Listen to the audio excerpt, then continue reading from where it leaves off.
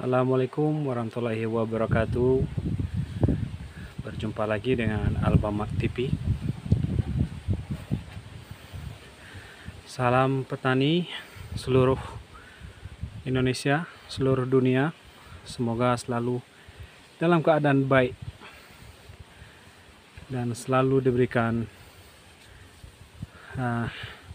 kemurahan rezeki dan kemudahan dalam segala aktivitas.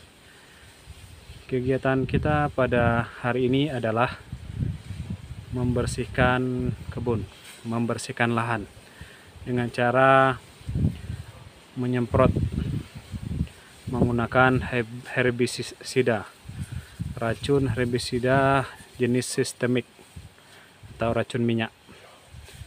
Dengan merek yang kita gunakan adalah Bersilalang dengan dosis yang secukupnya saja. Nih, kelihatan pada video kali ini angin bertiup cukup kencang, tapi tidak mengurangi semangat kita dalam melakukan perawatan kebun, ya. Dan bisa dilihat rumputnya sudah mulai tinggi, makanya kita bergerak cepat untuk membersihkan lahan dengan cara menyemprot.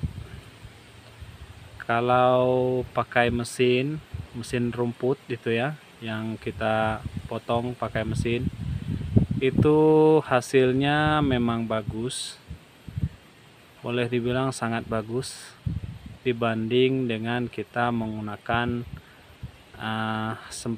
racun semprot. Tapi kelemahannya adalah jika kita tidak mempunyai waktu yang luang atau waktu yang cukup, itu akan memakan waktu yang cukup lama jika kita membersihkan dengan mesin pemotong rumput, ya. Memang hasilnya bagus, tapi waktunya kurang efektif kalau menurut kita itu. Tapi kalau kita memakai mesin racun itu kita pakai air, ya. Kita letakkan mesin dengan menggunakan mesin steam, kita letakkan di sumber air, sungai atau bak penampung air. Itu boleh dibilang waktu dalam pembersihan lahannya itu tidak memakan waktu yang lama. Nih keadaan kebun kita, terlihat kondisinya cukup semak kalau di bagian yang ini, ya.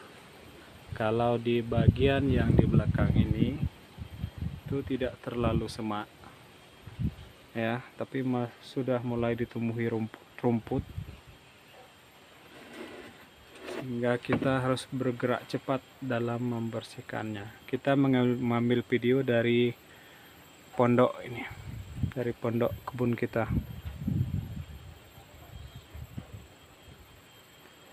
Memang untuk sawit masa TBM atau tanaman belum menghasilkan, yaitu di usia 0 sampai 3 tahun,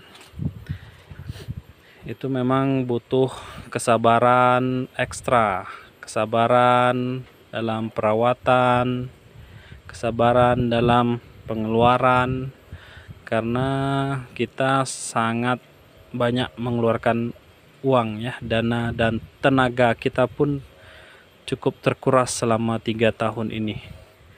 Makanya ada teman-teman yang lain yang bilang para pejuang TBM katanya, yaitu masa-masa sawit itu belum menghasilkan, jadi kita hanya mengeluarkan uang saja, uang dan tenaga. Jadi uang dari kebun itu belum kita dapat sama sekali. Jadi kadang kita merasa lelah ya. Kadang kita merasa lelah dan cukup bosan karena dalam waktu 3 tahun itu sebenarnya tidak sebentar, itu cukup lama ya.